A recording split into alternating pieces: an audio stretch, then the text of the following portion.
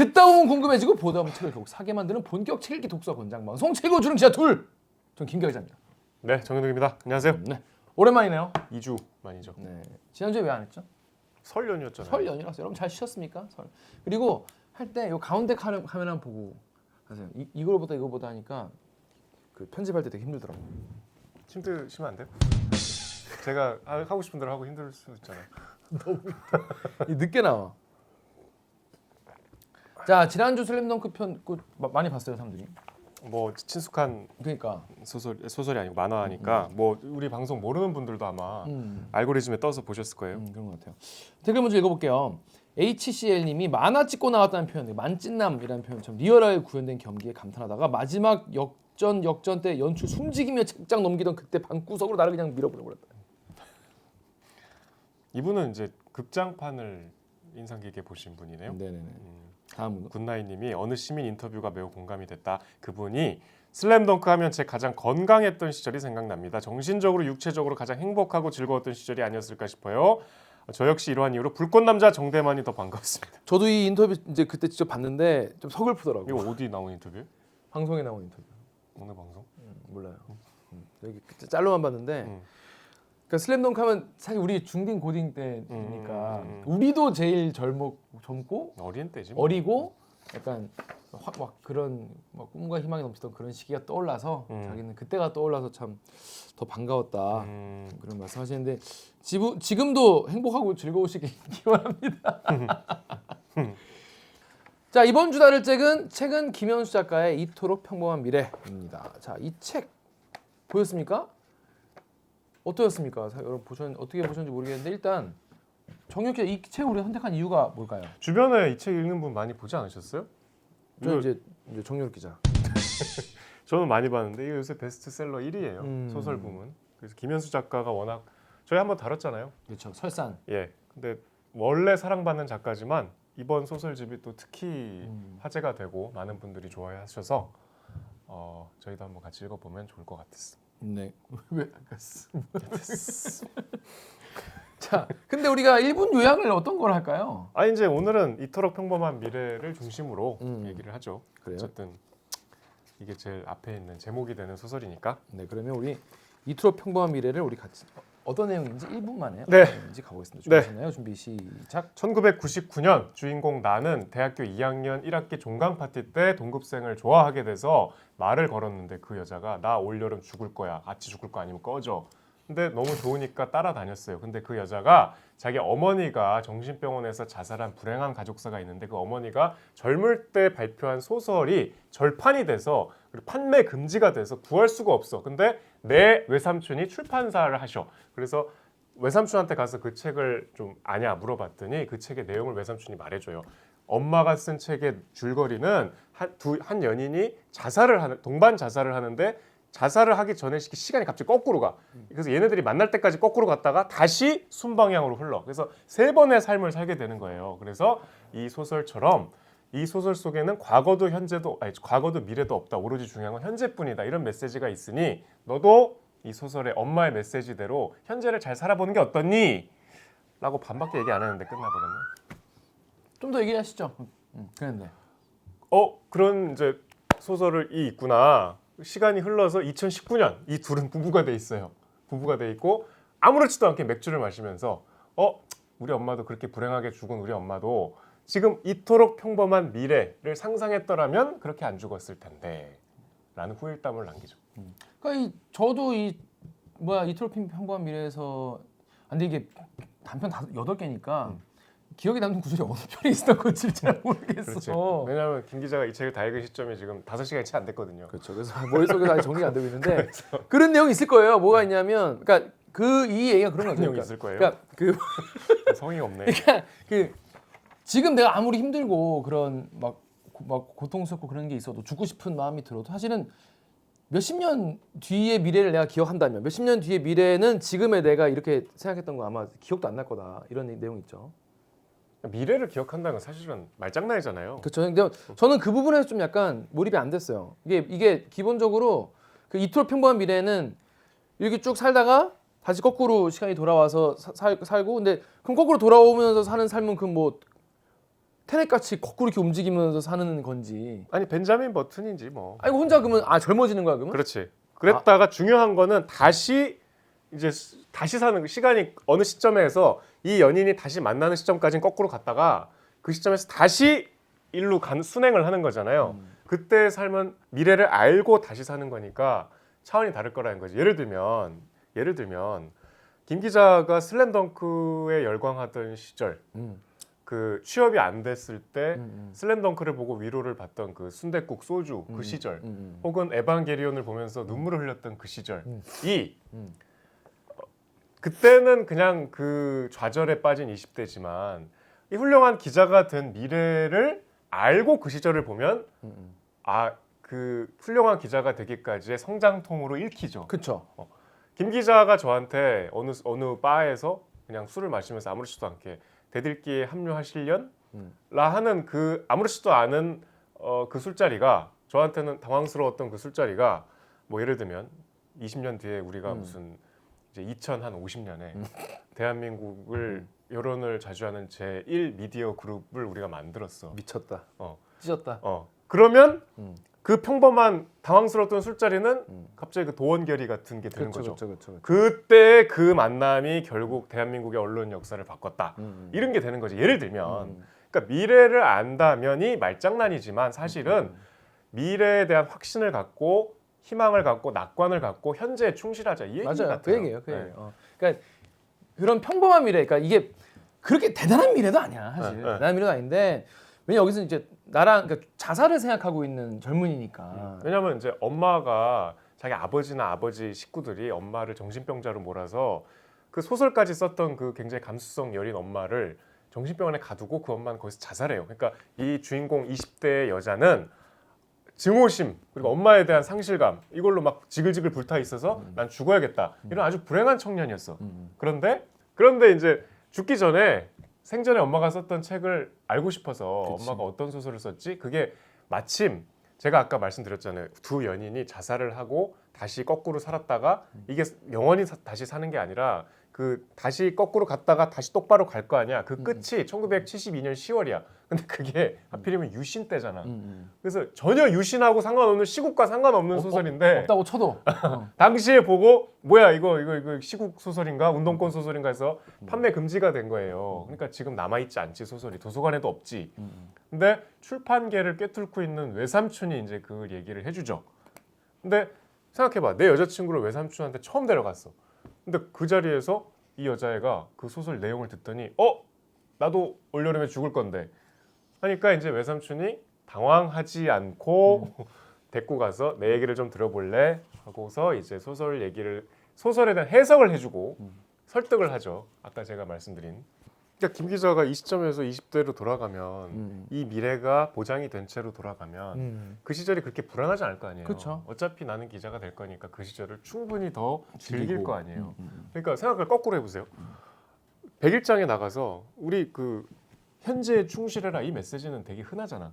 옛날에 그 죽은 시인의 사회란 영화부터 그냥 주구장창 들었잖아. 그치. 현재에 충실하라는 주제를 갖고 소설을 쓰시오. 할 때 이런 소설을 쓸 수 있겠어. 그럼 기가 막힌 거지. 그러니까 너무나 평범한 메시지인데 그 메시지를 굉장히 절묘하게 저는 뭐랄까 상상력을 충분히 발휘해서 판타스틱하게 풀어낸 것 같아요. 저도 이거를 설득 될락 말락 좀 그랬어요. 근데 저는 약간 안 된 편이긴 해요, 솔직히. 안 된 편이긴 한데 뭐 이런 거 이제 외삼촌이 애들이 왔잖아. 가지고 약간 귀엽고 하잖아. 데딩데 왔으니까 가지고 얘 뭐라 하냐면 자, 그 만약에 지민 씨랑 준이 앞으로 결혼하게 된다고 칩시다잉. 뭐 이러면서 얘기를 했어. 어머. 근데 둘이 약간 이제 우리 그런 사이 아니에요. 그거 아니에요.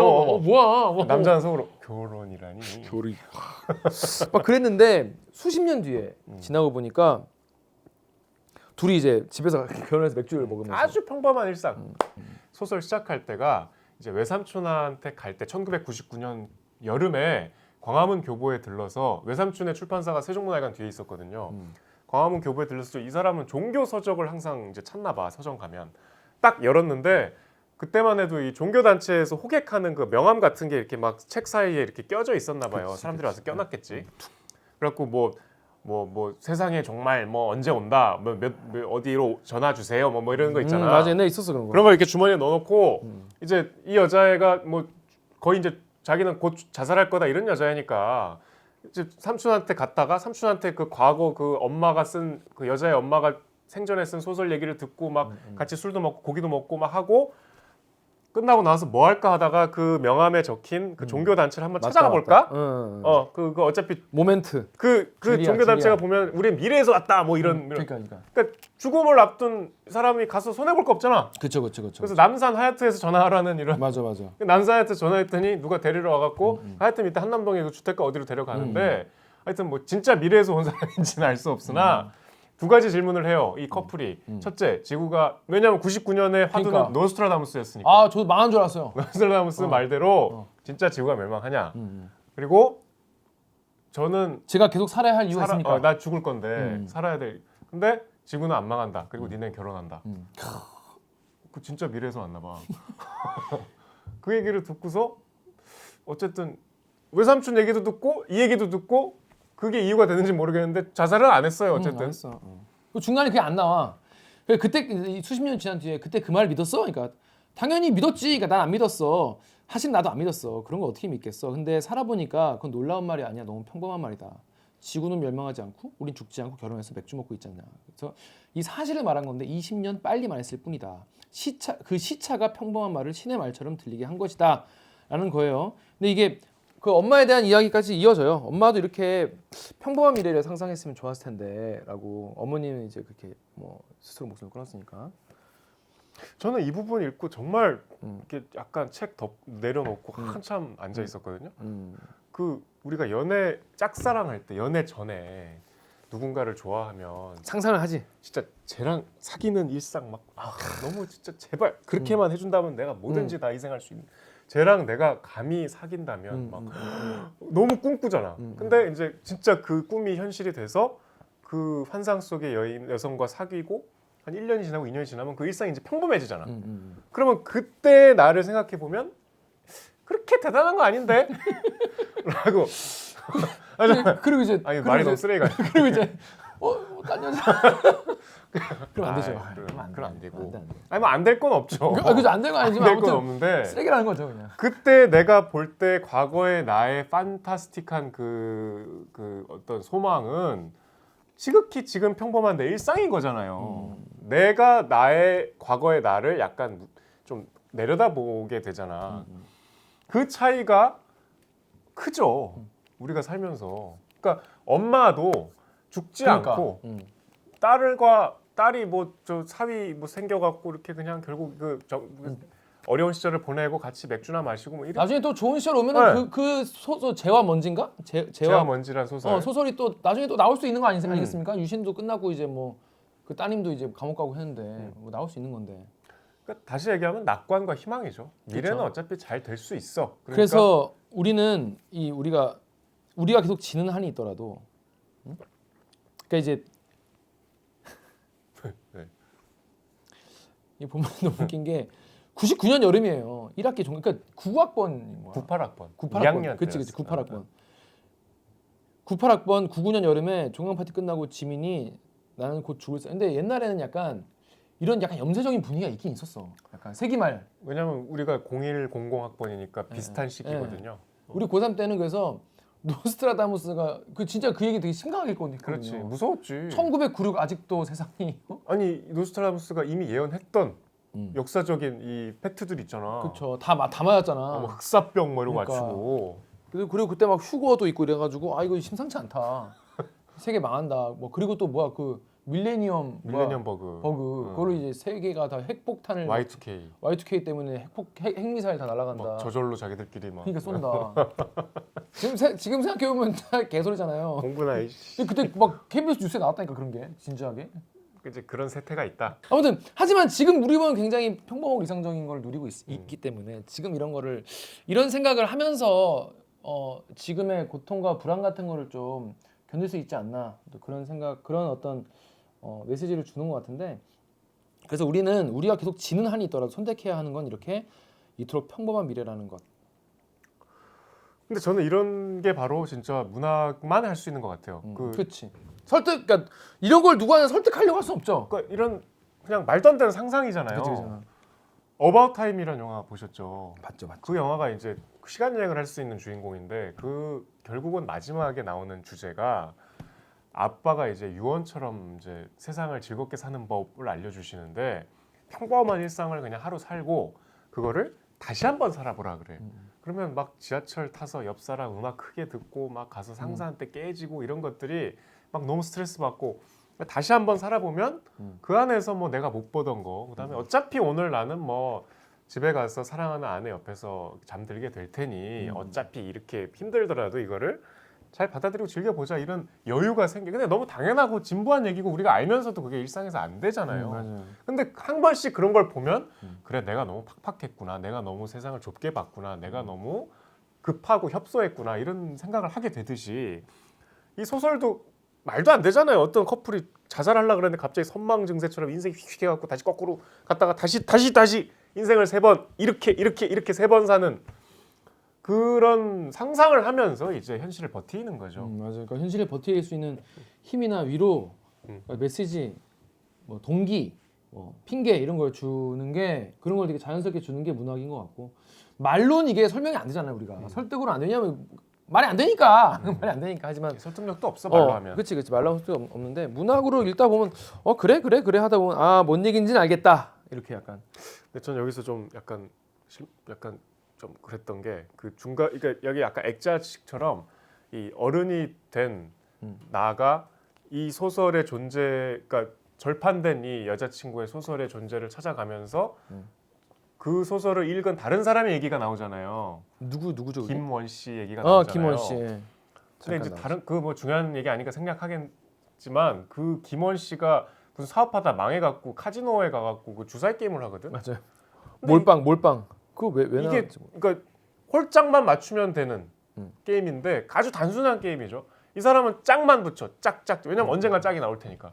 근데 언젠가 짝이 나오는 시점이 길수록 내 돈은 점점 없어지는 거지. 판돈만 많으면 무조건 됐다는 건데. 근데 그런 생각하죠. 이게 홀이 나올수록 다음에 짝이 나올 가능성이 높다고 나오잖아요. 근데 그렇지 않잖아요. 그렇지 않죠. 약간 그러니까 확률에 대해서 그러니까 주인공이 그렇게 바보란 얘기지. 그런 건가? 독립시행이니까 전 그렇게 읽었는데 주인공이 그만큼 자기 생각대로만 하는 그런 삶이라는 거지. 그래갖고 한 카지노 갔다가 정선이겠지 한 푼도 그냥 다 잃고 겨우 기차 타고 책 살 무슨 중고 서점에서 책 하나 1,000원. 그래서 빼든 책이 이 아까 그 엄마가 쓴 책이었던 거예요. 그래서 그거를 페이스북에서 우연히 보고 이제 그 사람을 찾아서 하는 얘기가 또 나오는데 그건 이제 이 얘기를 약간 연결시키려는 장치에 불과하니까 별 중요하진 않아요.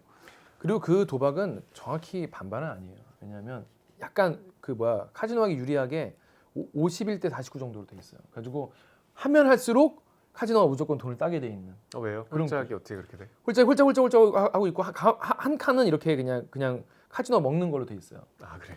그래서 이거 이제 몬테카를로 시행이라는 건데 통계에서 하면 할수록 무조건 많이 시행할수록 무조건 카지노가 돈을 따게 돼 있는 독립 시행이라고 하더라도 결국에는 이 원래 있는 확률로 수렴하게 된다. 그게 이제 몬테카를로 시행이라는 건데 그래서 통계학 교수님들은 반반 도박에서 돈 제일 딸 확률이 높은 거 51대 49 뭐냐면 첫 판에 모든 돈을 다 걸어라.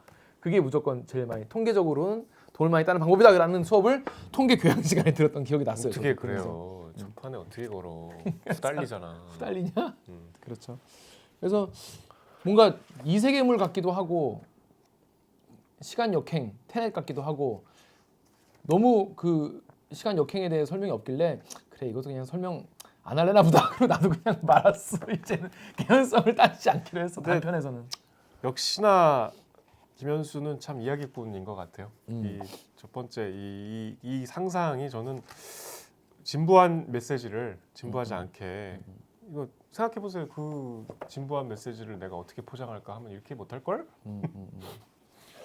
그러면 다른 단편은 혹시 어떤 게 좋았습니까, 정윤욱 기자님? 저도 이거 다 읽었는데 전반적으로 든 생각은 뭐냐면 이거 방송에 대해 잘 아시는구나 역시. 방송을 출연을 해보셔서 가지고 본인이 방송에서 저는 거꾸로 잘 모른다고 생각했는데. 이거 많이 쓰였으니까 소재로 많이 담아. 그러니까 우리 정도로 잘 아시지 못하겠지만은 방송에 대해서 많이 관심이 많으시고 출연을 많이 해보시니까 경험이 있구나라는 생각이 들었고 그리고 코로나 이야기가 되게 많이 나왔어요. 코로나와 세월호. 코로나와 세월호, 그러니까 우리의 일상과 맞닿아 있는 이야기들을 해서 약간 소재를 많이 찾으신 것 같아서 네. 되게 뭐 그 부분에 되게 반가웠어요. 추억의 QR 코드도 나오고. 맞아요. 그리고 세월호 이야기를 풀어나가는 그 방식도 저는 좀 이런 표현이 좀 적절할지 모르겠는데 좀 세련됐다라고 생각이 들었어요. 되게 무조건 막 슬프다 막 그 현상을 묘사하는 게 아니라 그 인디 밴드 난 그 에피소드 그 단편이 되게 좋아. 다만 한 사람을 기억하는. 아니 저는 이게 너무 좋았어요. 저는 그 뭐야 다만 한 사람을 기억하네 하고 보다가 좀 약간 눈물 날 뻔했어요. 이거 하고 여러 번, 네. 비안자그에서 그가 본 것. 전 이 두 편이 되게 비안작은 좋았는데 안 좋았다며. 이거 몽골 나온 건데. 내가 언제 안 좋았다 했지? 좋았다 그런 거였어? 네, 좋았다 그랬는데. 다만 한 사람 기억하네 같은 경우에는 이 한 인디 밴드 여가수가 갑자기 이제 K 컬처, K-팝 뭐 이런 어떤 일본에 있는 이제 한국 문화 받아들이는 그런 쪽에 초청받아가지고 가서 노래를 영문도 모르고 왜 내가 끌려가는지도 모르고 이제 가서 이제 노래를 하게 되는 그런 사연인데요. 일본의 그 유력 정치인이 중의원이 한국의 인디 가수를 초청해서 무슨 행사에 이제 노래 공연을 의뢰해요. 근데 이 가수는 내가 그렇게 유명한 가수가 아닌데 나를 왜 굳이 골랐을까? 그리고 주최 측이 와갖고 당신 찾느라 힘들었다.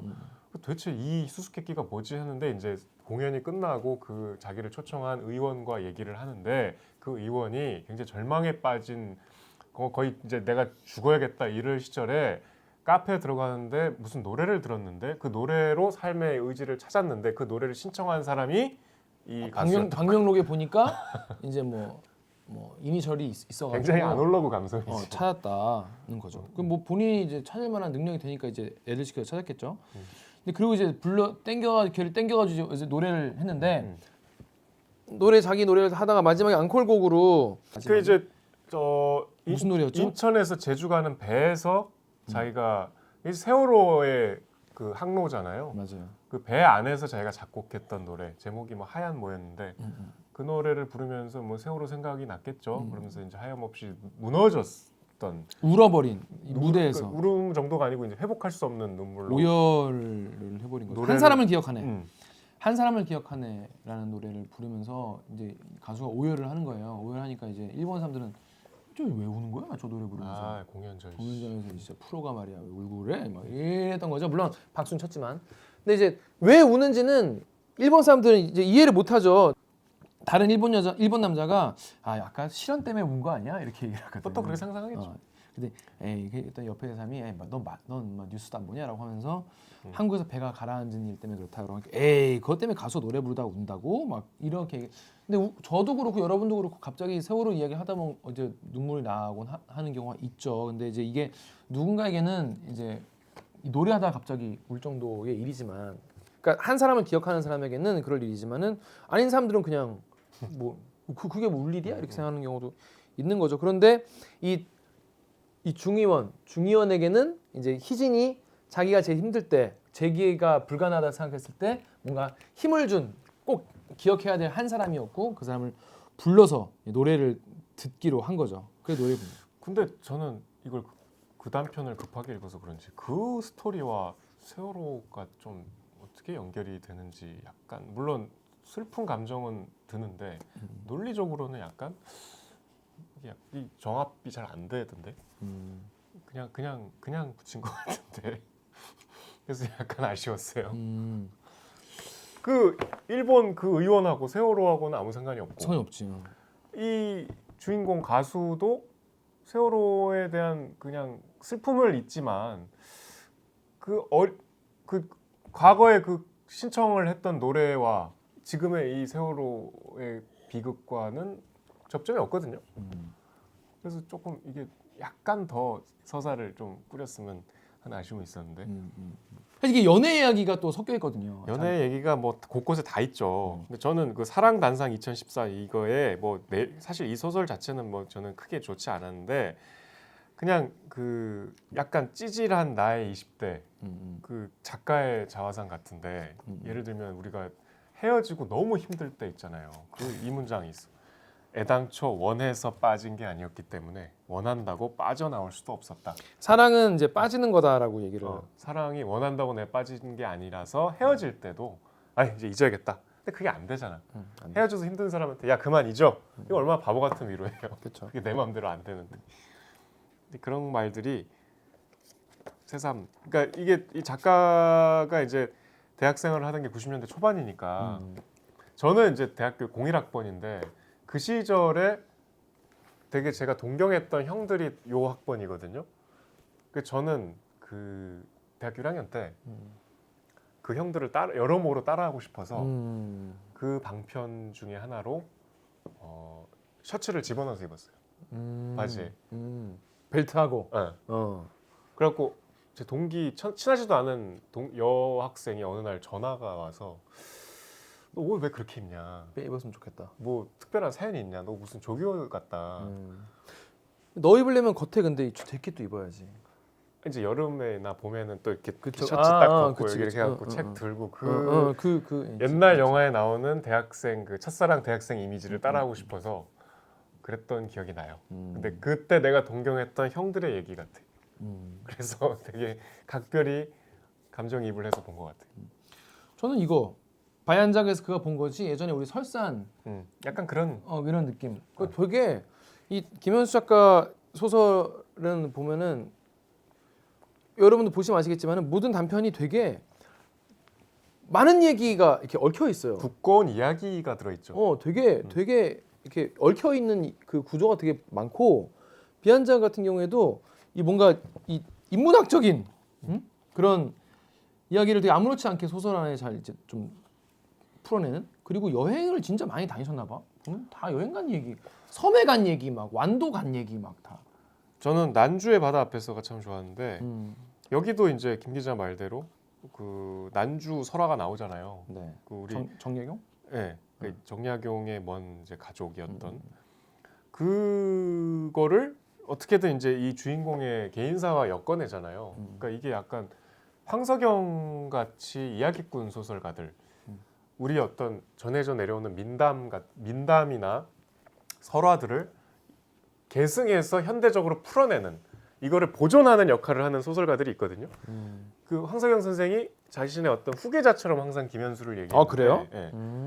김현수 선생이 그런 면에서 정말 탁월한 이야기꾼인 것 같아요. 우리가 전승되어 오던 이야기들을 자기 소설에 계속 녹여 넣잖아. 우리 같은 전혀 그런 이야기들을 몰랐던 현대 독자들이 그걸 보면서 아 옛날에도 이런 정말 스펙타클한 스토리들이 있었구나 라는 걸 이 책에서 알게 되잖아요. 그러면서 우리의 이야기가 이렇게 계승이 되는 거죠. 그래서 저는 이 난주 바다 앞에서도 그 추자도에서 갑자기 옛날 조선시대 얘기가 나오니까 갑자기. 네. 저는 그게 김현수 읽을 때 제일 재밌는 맞아요. 것 같아요. 바얀자도 그렇고 우리가 인문학적인 역사적인 이야기들이 요 연애 얘기 안에 이렇게 촉촉촉 들어 있으니까 읽으면서 똑똑해지는 기분이 든다. 근데 저는 근데 이 진주의 결말 이건 좀 이게 제일 화제가 된 그래요? 작품이기도 하죠. 화제가 됐어요? 네, 많이 언급이 돼요. 아 그래요? 어떻게 언급이 돼요? 그러니까 이 소설에서 제일 재밌는 소설로 꼽히나 봐. 그래서 이게 뭐 감상이나 기사를 보면은 이게 제일 많이 언급되는데 제일 작적이죠. 소재도 그렇고 네, 내용도 네, 그렇고. 네. 뭐 다분히 그것이 알고 싶다. PD와 교감하는 얘기 같은데 이게 이제 살인 혐의를 받는 아버지 존속 살해 혐의를 받는 여자에 대한 얘기잖아요. 네. 주인공이 이제 심리학자고, 그러니까 이를테면 그 아래 범죄 전속 심리학자. 그러니까 같은. 이수영 교수 같은 그런. 그 자기가 보기에 완전히 이 아버지를 죽이고 집을 불태운 이 서사의 주인공인 악녀를 자기 이제 심리학적으로 풀어내는데 치매인 아버지를 네. 모시고. 이 사람은 굉장히 냉철하니까 그렇죠. 그 주인공이 이 사람한테 이메일을 보내거든요. 자기의 어떤 나는 그 아버지를 죽이지 않았고 나는 어떤 뭐 환경과 어떤 심리 상태로 살아가고 있고, 근데 이제 냉철한 범죄 심리학자로서 거기에 휘둘리지 않죠. 범죄자의 서사에 나는 뭐 관심 없다. 하지만 심리학자가 틀렸죠. 뭐 그런 얘기예요. 서사가 있다. 네. 그것도 되게 다른 장르인데 결국 거기서 하는 얘기도 똑같아. 그 하고자 하는 얘기도 늘 사람의 어떤 진심, 우리가 몰랐던 그 사람의 개인사, 그리고 거기에 그 사람의 진정한 사랑이 녹아 있었고 우리가 표면적으로 일어난 사건들로 알 수 없는 그 사람의 어떤 광활한 개인사가 있다는. 그래서 이제 언론이 얼마나 한 사람을 매도하고 무책임한가에 대한 이야기와 그리고 대중들은 그리고 금방 잊고 다른 이야기를 또 더 자극적인. 더 자극적인 이야기를 찾는다는 건데 전 지금도 불을 왜 질렀는지는 잘 모르겠어요. 왜 불을 지르는 거야? 왜냐면 뭐 마지막에 뭐 그것 때문에 자유를 얻었다고 하는데 그냥 그건 잘 이해가 안 됐습니다. 불까지 안 질렀으면 좋았을 거예요. 뭐 이제 그치? 불 지른 건 큰 범죄니까. 여러분 아무리 힘들어도 불을 지르면 안 돼요. 왜냐하면 다른 사람이 죽을 수 있기 때문에. 그렇죠. 그러니까 나 기자라서 그런가? 소방관이 다칠 수 있잖아. 소방관 다칠 수도 있고 어. 다른 건물 방화가 처벌이 큰 게 뭐냐면 다른 사람들 다 죽을 수 있기 때문에. 아무리 자신의 해방감이 중요해도 음. 타인의 생명과 재산의 피해만큼 중요하진 않죠. 그래서 여기 뭐 유튜브에서 그런 얘기를 했다고 해요. 뭐 우리가 달까지 그러니까 여기서 이 심리학자가 유튜브를 하는데 5분 지식 뭐 이런 거 하나 봐요. 근데 거기서 우리가 달까지 갈 수는 없지만 갈 수 있다는 듯이 걸어갈 수는 있다. 마찬가지로 우리는 그렇게 살아갈 수 있다. 이게 이제 자기한테 꽂혔다는 거예요. 이 진주라는 분한테. 그래서 저희 보면서 나도 유튜브 하면서 말을 조심해야겠다. 진짜 잘못 고쳐. 잘못 꽂히면 안 되겠다 이런 생각이 많이 들었고요. 그리고 전 비한자그에서 그가 본 것에서 이게 약간 그거잖아. 이렇게 약간 유목민들이나 그 인도나 이렇게 우리가 이제 미국이나 뭐 유럽이나 이렇게 선진국들 말고 다른 어떤 몽골이나 인도나 뭐 이게 중동이나 이런 약간 척박한 곳에서 사람들의 어떤 그 지혜 뭐 그런 걸 우리가 이제 또 좀 신비로워하고 또 약간 그런 거에서 또 생각지 못한 또 이제 깨달음 얻기도 하는데 여기서 이제 다 끝났어라는 말 뭐냐 까따무호 이게 얘기가 있는데 뭐냐면 이제 알고 보면은 처음엔 다 끝났어라는 말이 이제 다 망했어라는 뜻인 줄 알았어요. 처음엔 그러니까 오히려 그런 뉘앙스로 처음엔 좀 나오는 거예요. 망했어. 다 끝났어. 그런데 알고 보니까 이제 그 모래폭풍이 지나갈 때 모래폭풍이 올 때 이제 그 동네 마을 사람들이 버스를 타고 가는 도중에 다 이렇게 고개 숙이고 이렇게 다 문 닫고 이러고 있다가 야, 모래폭풍이 저기서 오는 게 보이니까 버스를 세우고 커튼 다 내리고 다 숙이고 그 사람들한테는 루틴이지. 모래폭풍이 늘 오니까. 근데 주인공은 뭐야 이거 하고 막 너무 공포스럽잖아요. 저도 안 겪어봤어요. 모래폭풍 본 적 있어요? 없어요. 근데 실제로 본 적 없어요. 모래폭풍이 올 때 막 버스에 수많은 모래가 막 버스를 때리고 차창에서 막 금방 뚫고 나올 것 같은 그 공포에 이렇게 시달리다가 싹 지나가고 하늘이 다시 맑아져. 그럴 때 하는 말이 다 끝났어. 끝났어. 다 지나갔어 이제. 그러니까 거기 사람들은 이런 역경이나 고난이 오는 거를 그리고 겪었으니까 알지만 처음 보는 사람 너무 무섭잖아요. 그거에 대한 공포가. 근데 이제 그 다음에 하는 말이 다 끝났어다. 다 지나갔어. 지금 김 기자랑 나눈 대화 수많은 이 소설의 어떤 귀퉁이들만 모아놓고 봐도 너무 많은 세계가 담겨 있는 것 같지 않습니까? 그래요. 근데 이게 이런 얘기를 그냥 이 얘기만 들으면은 그냥 뭐 샘터, 좋은 생각 거기에 나오는 한 페이지짜리 이야기잖아요. 세미 깊은 물. 세미 깊은 물 이런 데 나오는 얘기인데 여기서 이 소설로 읽으면은 이 주인공의 상황이랑 겹쳐가지고 되게 재밌게 이해가 되는. 그리고 전 개인적으로 반가웠던 게 어쩌면 김현수 작가랑 제가 만나면 되게 재밌게 얘기할 수 있겠다. 보니까 제가 또 좋아하는 로니 제임스 디오 얘기가 나오더라고요. 아 그래요? 네, 제가 굉장히 좋아하는 디오의 홀리다이버부터 열심히 들었는데 로니 제임스 디오 블랙사바스의 나 그거 보면서 약간 좋아할 것 같았어. 오지 오스본이 이제 들어오기 전에 이제 로니 제임스 디오 음악을 들었다는 얘기도 하고 또 뒤에 또 위스키 얘기 나오는데 위스키에 또 글렌모렌지를 또 마시더라고. 제가 또 제일 좋아하는 그 일본 참의원 중의원이 중의원이 또 마시는 글렌모렌지를 술이 따라주는 그런 얘기도 나와서 취향이 또 비슷한 것 같다. 그리고 되게 만나면은 되게 재밌겠다. 되게 들을 얘기가 많겠다. 이런 생각도 들었습니다. 아무튼 저는 간만에 뭐랄까 이 단편은 오랜만에 읽어요. 왜냐면 우리 시대 소설 50이었네. 와 20도 아니고 진짜 개 많았구나 책이. 우리 시대 소설 50대는 단편을 많이 읽었는데 오랜만에 단편을 읽어가지고 재밌었고 느낀 점이 단편 이렇게 쓰는데 이렇게 이야기를 많이 엮어서 써야 되는구나. 진짜 대단하다. 이런 생각이 좀 들었습니다. 단편 하나가 사실은 이게 분량이 짧아서 그렇지 그냥 짧기만 한 소설이면 우리가 재미없죠. 안 읽죠. 근데 좋은 단편은 저는 장편보다 훨씬 더 많은 이야기를 품고 있는 것 같아요. 근데 제가 이 단편집 읽어보니 저는 이렇게 한 편 보고 다음 편을 쉽게 못 넘어갔거든요. 그래서 이렇게 생각할 거리들이 생겨서 저는 이렇게 빠짐없이 다 그럭저럭 괜찮았던 단편집은 오랜만이어서 좋았습니다. 근데 저는 개인적으로는 이토록 평범한 미래가 잘 몰입이 안 됐어요. 저는 이제 그 시간 역행도 그렇고 저는 사실은 그 여기서 주는 메시지도 그냥 뭐 잘 될 거야 잘 될 거야라고 생각하고 살라는 건가? 약간 그런 생각이어가지고 오히려 전 뒤에 나오는 단편들이 더 재밌었습니다. 뭐 개인 취향이니까 여러분도 근데 뭐랄까 읽어보시면은 되게 이게 뭔가 인문학적으로도 배운 것도 있고 소설적 재미도 있고 연애 소설 기본적으로 다 연애 얘기가 조금씩 다 들어있어가지고 되게 두근거리. 이거 대학생 때 연애를 지금 반추하는 내용이 많기 때문에. 그러니까 저는 이거 다분히 보면은 아무리 뭐 각색이 있고 좀 첨가가 있겠지만 이거 다 자기 얘기 많잖아요. 그런 것 같아. 아무리 우리가 소설이라 감안해서 봐도 이거 뭐 자기 얘기가 좀 많이 섞여 있구만 이런 느낌이 들잖아. 그러면 난 이게 자기 가정이 있는 입장에서 이거 참 난감하지 않을까 싶어. 근데 이미 김현수인데 뭐.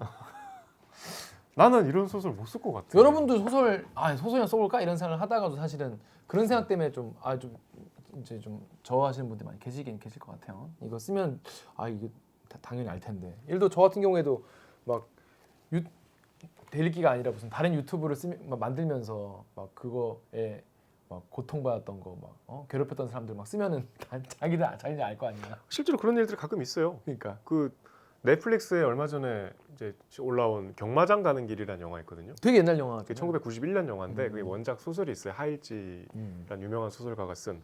그 영화를 보시면 아시겠지만 문성근, 강수현 주연인데 당시로서 되게 파격적인 배드신이 있는 야한 영화였는데. 그래요? 네. 봐야겠네. 그게 문성근이 이제 가정이 있는데 강수현 자기 제자와 바람 피는 얘기예요. 근데 그게 하일지 선생의 정말 생생한 리얼 스토리여서 그 소설이 나오고 그 실제 그 강수현 역할의 그 실존 인물이 이혼을 하셨대요. 그 소설 그것 때문에. 아이고 이혼 당하신 거구나. 뭐 당했는지 아무튼 뭐. 근데 본인인 건 본인만 알 거 아닌가? 아니 이제 문단에서 수근수근 거린 거지. 이게 자기 얘기다 이거 자기 얘기. 그래서 막 소송전도 막 되게 좀 후폭풍이 있었대요. 그러니까 이게 이제 약간 팩트에 가까울수록 상처받는 사람들이 생기는 거지. 아무리 이야기지만. 그렇죠. 제가 좋아하는 69도 실제로 본인이 겪은 사례가 많이 있기 때문에 만난 사람들이 그 얘기 했다고 해요. 그 무라카미 류한테 선생님 저 그 얘기 쓰실 줄 알았습니다. 이러면서 얘기했다고 하는데 뭐 교장 선생님 책상에 똥을 싸고 나온 얘기라던가 뭐 그런 게 다 실화라고 합니다. 자, 아무튼 여러분 이게 이번에 지금 굉장히 많이 읽히고 있다고 하는데 저는 되게 지적 자극도 많이 돼서 되게 좋다라는 말씀 드리고요. 여러분 이게 단편이니까 편하게 읽어보시면 좋을 것 같습니다. 근데 표지도 잘 뽑았어. 예뻐. 요새 하여튼 제일 많이 읽는 소설이니까 저는 많이 읽는 소설이 읽어서 후지면 좀 기분 안 좋잖아요. 그렇죠. 근데 좋았다. 네. 나 이거 다시 도로 갖다 놔야 돼. 이거. 어머. 아버지한테. 왜 이렇게 구겨 책을? 자, 그렇습니다. 이번 주 저희 책 읽기는 이 정도로 하고요. 자, 우리 다음 주에 뭐 읽습니까? 요새 좀 출간된 지 얼마 안 되는데 화제가 되는 책인데요. 그 탁현민 의전 비서관 아시죠? 문재인 예. 정부 때 욕도 많이 먹고 논란도 많이 됐던. 근데 그분이 이제 문재인 대통령 시절의 어떤 의전 뒷얘기들을 뭐 망라해서 쓴 미스터 프레지던트라는 책 많이 보셨을 거예요. 왜냐하면 탁현민 씨가 요새 여러 군데 나와서 홍보를 하고 계셔갖고 이제 저희는 뭐 책 소개가 아니라 제가 읽고 좀 그 내용들이 또 이제 시사적인 내용이니까 저희 기자 입장에서 또 그렇죠. 시사한 바가 있을 것 같고 그리고 지금 정부의 의전이 굉장히 화제가 많이 되잖아요. 화제가 많이 되고 있죠. 그러니까 이제 좀 약간 시사적인 독서를 이번 주는 재밌겠다. 네, 재밌겠다. 해보는 왜냐하면 그 탁현민 의전 비서관의 그 의전이 되게 뭐 좋은 의미든 나쁜 의미든 굉장히 그 당시에도 파격적이고 와 이렇게도 하는구나. 아니 일단 의전 비서관 이름 안 적 있어요? 그러니까 그러네. 그러니까 좋든 나쁘든 싫든 좋든 뭐 평가를 어떻게 하든 화제가 됐던 좀 특별한 의전 비서관이었잖아요. 그렇죠. 지금도 화제가 되고 있죠. 아무튼 탁현미 전 의전비서관, 청와대 전 의전비서관이 쓴 미스터 프레지던트. 여러분 그 두껍나요? 좀 두꺼워요. 근데 아. 이제 내용이 워낙 좀 저는 개인적으로 궁금했던 내용들이 많이 있어서 재밌어요. 금방 그러니까, 읽어요. 그럴 것 같아. 오히려 이 책보다 더 빨리 읽을 수 있어요. 여러분도 그러면 다음 주까지 미스터 프레지던트 후딱 읽고 같이 보시기 바라겠습니다. 근데 이제 이 책 선정만 보고 약간 좀 오해하실까봐 이게 뭐 저희가 특별한 선호를 갖고 하거나 뭐 이렇게 어떤 뭐 지금에 대한 메시지라거나 그냥 아니잖아요. 책 보는 거잖아요, 그냥. 아니 저는 이거 하고 싶어도 약간 이거 해도 되나 이런 생각이 들더라고요. 네. 그리고 나중에 윤석열 대통령 의전비서관님이 책 내면 그것도 해드리겠습니다. 아 그때까지 책 읽기 있나요? 당연하죠. 약- 박근혜 전 대통령 의전비서관도 뭐 이렇게 책 빨리 쓰십시오. 제가 할게요. 언제든 우리가 의전 비서관이 지금 다룰 준비가 돼 있다. 기계적 중립, 예. 핑계적 갈립을 지키기 위해서 예. 할 테니까 빨리빨리 책 쓰십시오, 그분들. 자, 그럼 저희는 다음 주에 또 그 책을 인사드리겠습니다. 그럼 책 좀 보세요. 책 봐, 안녕. 고생하셨습니다. 뭐 먹지? 뭐 먹지? 그게 아직 그게 안 됐나? 이 어려운 문제가.